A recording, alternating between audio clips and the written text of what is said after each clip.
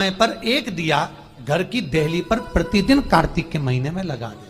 महाराज विष्णु पुराण का उपाय, अगर ज्यादा तकलीफ है, व्यापार चल ही नहीं रहा, कर्जे में लतालुम हो गए, यहां तक गति हो गई कि मरने तक की सोच लिया, तो वो कार्तिक के महीने में कर लिया। कार्तिक के महीने में जो दीप दान करता है उसके घर में कभी संपदा की कमी नहीं आती।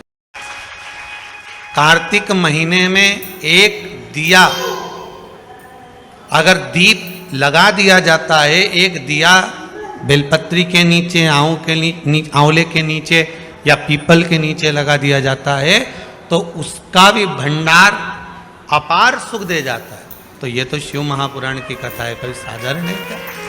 सुख है। निर्धारित करना कि हम कार्तिक के जो 7 नियम है, कार्तिक के महीने के जो 7 नियम बताए गए हैं, कम से कम हम 7 नियम में से एक नियम ऐसा पकड़ें जिससे हमारा जीवन सार्थक हो जाए। आप भले 7 नियम नहीं कर रहे कार्तिक के, भले एक नियम करो, पर वो नियम हमारा पूर्ण चलना चाहिए, उसकी नियम की पूर्णता पूर्ण होना चाहिए।